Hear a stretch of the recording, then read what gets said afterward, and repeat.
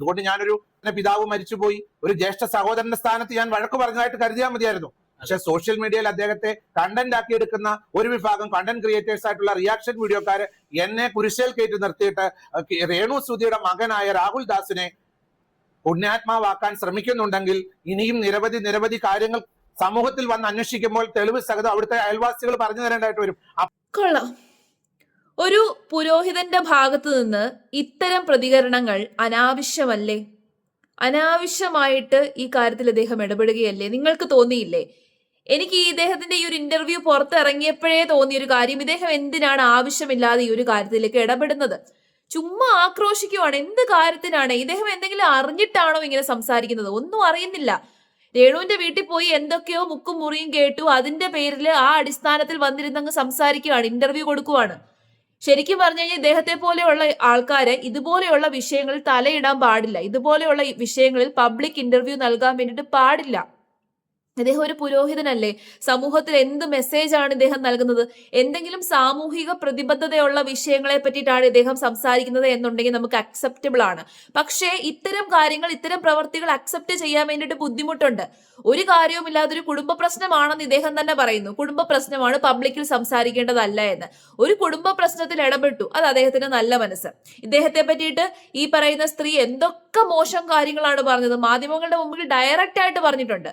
ബിഷപ്പല്ല, വിഷപ്പാമ്പാണ് എന്ന് വരെ പറഞ്ഞിട്ടുണ്ട്. അങ്ങനെയുള്ള ഒരു സ്ത്രീയോട് അദ്ദേഹം ക്ഷമിച്ചു, അദ്ദേഹം അവർക്ക് വേണ്ടി പോയി പ്രാർത്ഥിച്ചു. അത് അദ്ദേഹത്തിന് നല്ല മനസ്സ്. അതൊക്കെ നമുക്ക് കുഴപ്പമൊന്നുമില്ല, അതൊക്കെ അംഗീകരിക്കാൻ പറ്റുന്ന കാര്യമാണ്. അവർക്ക് വേണ്ടി പ്രാർത്ഥിക്കുന്നു, അവരെ പോയി കാണുന്നു, അതൊക്കെ നല്ലത് തന്നെയാണ്. എന്നാൽ അത് കഴിഞ്ഞതിന് ശേഷം ഉടനെ പബ്ലിക്കായിട്ട് ഇന്റർവ്യൂ കൊടുക്കുന്നു. ആ ഇന്റർവ്യൂവിൽ കിച്ചുവിനെ ആവശ്യമില്ലാതെ ഓരോരോ കാര്യങ്ങൾ പറയുന്നു. വെറുതെ ക്രൂശിച്ചോണ്ടിരിക്കുമല്ലേ ആ പയ്യനെ. എന്നിട്ട് ഇദ്ദേഹം ആക്രോശിച്ചുകൊണ്ടാണ് ഇന്റർവ്യൂ കൊടുക്കുന്നത്. കിച്ചു എന്തോ മഹാ അപരാധം ചെയ്തു, കിച്ചു ഇനി അവിടെ പടി കയറാൻ പാടില്ല, അങ്ങനെ ചെയ്യാൻ പാടില്ല, ഇങ്ങനെ ചെയ്യാൻ പാടില്ല, കിച്ചുവിനെ പറ്റിയിട്ട് കുറെ കാര്യങ്ങളുണ്ട്, അത് രേണു തുറന്നു പറഞ്ഞു കഴിഞ്ഞാൽ കിച്ചുവിന് തലയെ മുണ്ടിട്ട് നടക്കേണ്ടി വരും എന്നൊക്കെ കുറെ പരാമർശങ്ങൾ അങ്ങ് പറഞ്ഞു. ഇങ്ങനെ പറയുമ്പോൾ 21 വയസ്സേ ഉള്ള പയ്യൻ, അവന്റെ അവസ്ഥയൊന്ന് ആലോചിച്ച് നോക്കിക്കേ. അവൻ ഈ ലോകത്ത് ഇറങ്ങി നടക്കേണ്ടതല്ലേ? എല്ലാവരും കൂടി വലിച്ചഴച്ചു. രേണു തന്നെ ആവശ്യമില്ലാത്ത പ്രശ്നങ്ങളിലേക്ക് ആ കിച്ചുവിനെ വലിച്ചഴച്ചതാണ്. ഇങ്ങനൊരു അസുഖം വന്നപ്പോൾ എന്റെ മോൻ എന്നെ കാണാൻ വരുന്നില്ല എന്ന് സിമ്പതി കിട്ടാൻ വേണ്ടിയിട്ട് ഒരു വീഡിയോ ഇടുന്നു. അങ്ങനെ വീഡിയോ ഇട്ടതോട് കൂടിയിട്ട് എല്ലാവരും അവനെ ടാർഗറ്റ് ചെയ്യുന്നു. അങ്ങനെ ടാർഗറ്റ് ചെയ്ത് അവസാനം അത് സഹിക്കാൻ വയ്യാഞ്ഞിട്ടാണ് അവനൊരു വീഡിയോ ഇട്ടത്. അല്ലാതെ അവൻ കുടുംബ പ്രശ്നം വന്ന് ചർച്ച ചെയ്തതോ ഒന്നുമല്ല. അപ്പൊ ഇദ്ദേഹത്തിന് സംഭവം ഒന്നും പ്രത്യേകിച്ച് അറിയത്തില്ല. അത് ഇദ്ദേഹം തന്നെ തുറന്നു പറയുന്നുണ്ട്. ഇദ്ദേഹത്തിന്റെ വായിൽ നിന്ന് തന്നെ അത് വീഴുന്നുണ്ട്. ഞാൻ എന്തായാലും ആ ഒരു ക്ലിപ്പ് കൂടെ കാണിച്ചു തരാം. രേണു സുധിയുടെ മകൻ രാഹുൽ ദാസ് വിശുദ്ധനാണെന്നും ഞാൻ അവനെ ടാർഗറ്റ് ചെയ്തെന്തോ കോർണർ ചെയ്യുന്നെന്ന് പറഞ്ഞ് കഴിഞ്ഞ 3-4 ദിവസം കൊണ്ട് വീഡിയോസ് വന്നുകൊണ്ടിരിക്കുന്ന ആരും കാണുന്നില്ല. അപ്പൊ അല്ലേ അച്ഛന്റെ വീഡിയോ വന്നതിന് ശേഷം കൊണ്ട് അച്ഛനെ കുറിച്ച് സംസാരിച്ചിട്ട് അതുവരെ അച്ഛനെ കുറിച്ച് ആരും സംസാരിച്ചിട്ടില്ല. കാര്യങ്ങളല്ല. ഇവരുടെ വീട്ടിൽ ഒരു ഇഷ്യൂ നടന്നിട്ടുണ്ടെന്നുള്ളത് പബ്ലിക്കിൽ ഒരു വാർത്ത വന്നിട്ടുണ്ടായിരുന്നു. ആ വാർത്ത വന്നതിന് ശേഷമാണ് ഈ പോലീസ് കേസും കാര്യങ്ങളെല്ലാം ഇവിടെ വന്നേക്കുന്നത്. അപ്പൊ അത് പല കാര്യങ്ങളും പുറത്ത് പറയാനൊക്കാത്ത ചില കാര്യങ്ങളായിരിക്കുമല്ലോ. അപ്പൊ അതുകൊണ്ട് ഇനിയിപ്പോ അവന്റെ പേരിൽ ഇത്രയും വലിയ കേസ് ഉണ്ടെങ്കിൽ അവൻ പുറത്തിറങ്ങി നടക്കുവോ? എനിക്കതിനെ പറ്റി അറിയത്തില്ല.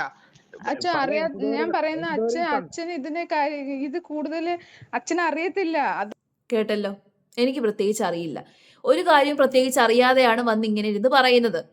കിച്ചു എന്തോ മഹാ അപരാധം ചെയ്തു, വലിയ അപരാധം ചെയ്തു എന്ന് പറഞ്ഞിട്ട് ഇദ്ദേഹം പറയുന്നുണ്ട്. ഇപ്പൊ റീസെന്റ് അദ്ദേഹം ഒരു ഇന്റർവ്യൂ കൊടുത്തു, രണ്ടാമത് വേറൊരു ഇന്റർവ്യൂ കൊടുത്തു. എല്ലാവരും എന്നെ കോർണർ ചെയ്യുകയാണ്, എല്ലാവരും എന്നെ വിമർശിക്കുകയാണ്. അച്ഛനെ എന്തുകൊണ്ടാണ് എല്ലാവരും വിമർശിക്കുന്നത്?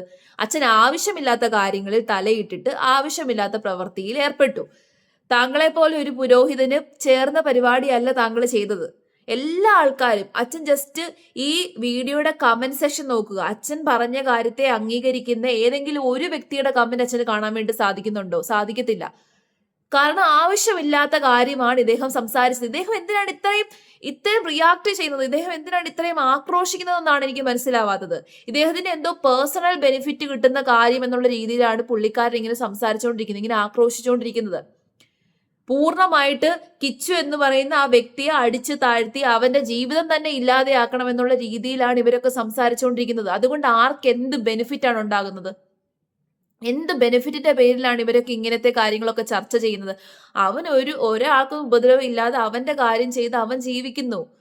അവൻ കഷ്ടപ്പെട്ട് ജീവിക്കാനുള്ള കാര്യങ്ങളും മാർഗങ്ങളും തേടുന്നു. ഇതൊന്നും ഇത് എന്താണ് മനസ്സിലാക്കാത്തത്? എന്താണ് ഇവരുടെയൊക്കെ വിഷയം എന്താണ്? ഇദ്ദേഹം ഒരു പുരോഹിതനാണ്.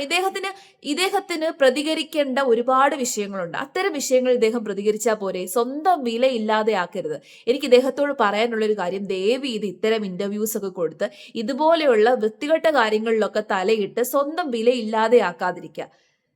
കുറച്ച് റെസ്പെക്ട് ഉള്ള ഒരു വ്യക്തിയാണ്, സമൂഹത്തിൽ റെസ്പെക്ട് ഉള്ള വ്യക്തിയാണ്, ഒരുപാട് ആൾക്കാർ അങ്ങേ ബഹുമാനിക്കുന്നുണ്ട്. അപ്പൊ ആ ഒരു റെസ്പെക്ട് കീപ്പ് ചെയ്ത് കൊണ്ടുപോകാനാണ് നമ്മൾ നോക്കേണ്ടത്. രേണുവിനോട് ക്ഷമിക്കുന്നതും പൊറുക്കുന്നതും ഒക്കെ അങ്ങയുടെ ഇഷ്ടമാണ്. പൊറുക്കുന്നു, ക്ഷമിക്കുന്നു, അതൊക്കെ നല്ല മനസ്സ് എന്ന് തന്നെ പറയാം. പക്ഷെ ആവശ്യമില്ലാത്ത കാര്യങ്ങളിൽ തലയിടാതെ ഇരിക്കുക. ഇനി കിച്ചു ചെയ്തു എന്ന് പറയുന്ന ഒരു മഹാ അപരാധം എന്താന്നുള്ളത് ഇദ്ദേഹം പറയുന്നുണ്ട്. അതും കൂടി നമുക്കൊന്ന് കേട്ടിട്ട് വരാം. 2024 ക്രിസ്തുമസിന് ഈ രാഹുൽ ദാസും ഇദ്ദേഹത്തിന്റെ 3 സുഹൃത്തുക്കളും എന്റെ വീടിനോട് ചേർന്നുള്ള വീടാണല്ലോ അവർക്ക് കൊടുത്തിരിക്കുന്ന വസ്തു.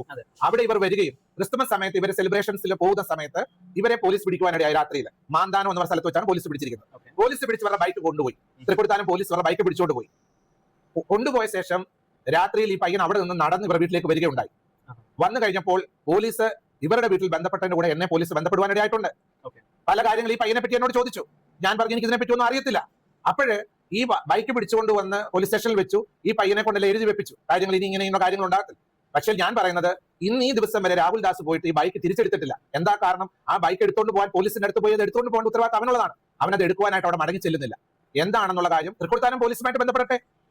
എന്തായാലും കോണ്ടന്റ് ക്രിയേറ്റേഴ്സ് ആണല്ലോ എനിക്ക് എഗനസ്റ്റ് ആയിട്ട് പറയുന്നത്. തൃക്കൊടുത്താനം പോലീസ് സ്റ്റേഷനുമായിട്ട് രാഹുൽ ദാസ് ഓടിച്ച വാഹനം എന്തുകൊണ്ട് പോലീസ് വിട്ടുകൊടുക്കുന്നില്ല എന്നുള്ള കാര്യം ഈ കോണ്ടന്റ് ക്രിയേറ്റേഴ്സ് ആയിട്ടുള്ള എന്നെ എതിരായിട്ട് റിയാക്ട് ചെയ്തുകൊണ്ടിരിക്കുന്നവരെ ഞാൻ പറഞ്ഞു, പല കാര്യങ്ങൾ എനിക്ക് അറിയാമെന്ന് പറഞ്ഞു. ഞാൻ ഒരെണ്ണമേ ഇപ്പൊ പറയുന്നുള്ളൂ, ഒറ്റ കാര്യം ഇപ്പൊ പറഞ്ഞുള്ളൂ. ഈ 3 സുഹൃത്തുക്കളെ പോലീസ് പിടിച്ചു നിർത്തുന്നു. ഇവരവിടെ ചെല്ലുന്നു. ഇവർ പോലീസിന്റെ മുമ്പിൽ എഴുതി വെക്കുന്നു. കോടതികളിൽ അവർക്ക് വേണ്ട പേയ്മെന്റുകളൊക്കെ കോടതി ഫൈൻ കെട്ടി വെക്കുന്നു. ഈ വാഹനം അവിടെ ഇരിക്കുന്നു. ഇതുവരെ ഈ ബൈക്ക് അവർ എടുത്തുകൊണ്ട് പോകാൻ ഇപ്പോൾ 2 വർഷമായി. ഇന്ന് വരെ ആ ബൈക്ക് എടുത്തുകൊണ്ട് പോകാൻ രാഹുൽ ദാസ് അതിനുവേണ്ടി മുൻകൈ എടുക്കുന്നില്ല. എന്തുകൊണ്ട്? ഇതാണ് മഹാപരാധം. പോലീസ് സ്റ്റേഷനിൽ നിന്ന് ഇതുവരെയും വണ്ടി എടുത്തില്ല. വണ്ടി എടുത്താലും എടുത്തില്ലെങ്കിലും അച്ഛന് പ്രത്യേകിച്ച് നഷ്ടമൊന്നുമില്ലല്ലോ, പ്രത്യേകിച്ച് ഒരു വിഷയവും ഇല്ലല്ലോ. ഇതാണോ വലിയ അറിഞ്ഞു കഴിഞ്ഞാൽ നാണക്കേടുണ്ടാകും എന്ന് പറഞ്ഞൊരു വിഷയം? ഇതൊന്നും വലിയ വിഷയമായിട്ടൊന്നും ഇന്നത്തെ ആൾക്കാർ കരുതത്തില്ല. 21 വയസ്സല്ലേ ഉള്ളൂ. 18-ാം വയസ്സിൽ 18-ഓ 19-ഓ വയസ്സുള്ളപ്പോഴാണ് ഈ ഒരു സംഭവം നടക്കുന്നത്. 19 വയസ്സുള്ളപ്പോൾ അറിയാം തെറ്റാണ്, ന്യായീകരിക്കുന്നില്ല. പക്ഷെ ആ തെറ്റിന് അവൻ ആ തെറ്റ് ചെയ്യാനുണ്ടായ സാഹചര്യങ്ങൾ നിങ്ങളൊന്ന് ആലോചിച്ച് നോക്കിക്കുക. അച്ഛനും അമ്മയും ഇല്ല, അച്ഛനില്ല, അമ്മയില്ല, പിന്നെ 2 അമ്മമാർ ജീവിതത്തിലേക്ക് കടന്നു വരുന്നു, പല കുടുംബങ്ങളെ പരിചയപ്പെടുന്നു, പല രീതിയിലുള്ള അനുഭവങ്ങൾ നേരിടേണ്ടി വരുന്നു. അതിൻ്റെ ഇടയ്ക്ക് 17 വയസ്സായപ്പോഴത്തേന് അച്ഛൻ പോകുന്നു. അങ്ങനെ മൊത്തത്തിൽ ദുരന്തങ്ങൾ മാത്രമുള്ള ഒരു പയ്യന്റെ മനസ്സ് ഏതൊക്കെ രീതിയിൽ ചാഞ്ചാടി പോവും. അതൊക്കെ അവൻ ചെയ്തിട്ടുണ്ട് എന്ന് പറയുന്നുണ്ട്. പക്ഷെ ഈ രേണു ആയിക്കോട്ടെ, ഈ അച്ഛനായിക്കോട്ടെ, ഇവരൊക്കെ വന്ന് പബ്ലിക്കിന് മുമ്പിൽ സംസാരിക്കുന്നത് കേട്ട് കഴിഞ്ഞാൽ അവൻ ആരാണ്ടെ കയറി പിടിച്ചു, അവൻ ആരാണ്ടെ കയറി ഉപദ്രവിച്ചു എന്നുള്ള രീതിയിലാണ്. ഇതറിഞ്ഞു കഴിഞ്ഞാൽ അവന്റെ എല്ലാം തീരും എന്ന രീതിയിൽ സംസാരിക്കുന്നത്. എന്നാ നിങ്ങളങ്ങ് പുറത്തു വിട്. എന്തിനാണിങ്ങനെ ആൾക്കാരുടെ മുമ്പിൽ സംശയം ജനിപ്പിക്കുന്ന രീതിയിൽ, ആൾക്കാർ അവനെ വലിച്ചു കീറുന്ന രീതിയിലുള്ള കാര്യങ്ങൾ എന്തിനാണ് നിങ്ങൾ ആവശ്യമില്ലാതെ പറയുന്നത്? ഒന്നുകിൽ അങ്ങ് പറയുക, മൊത്തം കാര്യങ്ങളും അങ്ങ് പറയുക, പബ്ലിക് ആക്കുക. അതല്ലെന്നുണ്ടെങ്കിൽ ഇങ്ങനത്തെ കാര്യങ്ങളൊന്നും പറയാൻ പോവാതിരിക്കാം. ഇദ്ദേഹത്തിന് ഇതിന്റെ വല്ല ആവശ്യമുണ്ടോ? വെറുതെ അപഹാസ്യനാകാതിരിക്കുക, വെറുതെ ഇത്തരം ഇന്റർവ്യൂസ് ഒക്കെ കൊടുത്തിട്ട് സമൂഹത്തിന് മുമ്പിൽ സ്വന്തം വില ഇടിച്ചു താഴ്ത്താതിരിക്കുക. അതാണ് ഇനിയെങ്കിലും അദ്ദേഹം നോക്കേണ്ട ഒരു കാര്യം. ഈ ഒരു വിഷയത്തിൽ ഇദ്ദേഹത്തിന് ഒരു കാര്യവും ഇല്ല ഇടപെടാൻ. ഒരു കാര്യവും ഇല്ലാത്ത കാര്യത്തിൽ എന്തിനാണ് ഇദ്ദേഹം ഇങ്ങനെ ഇടപെടുന്നത്?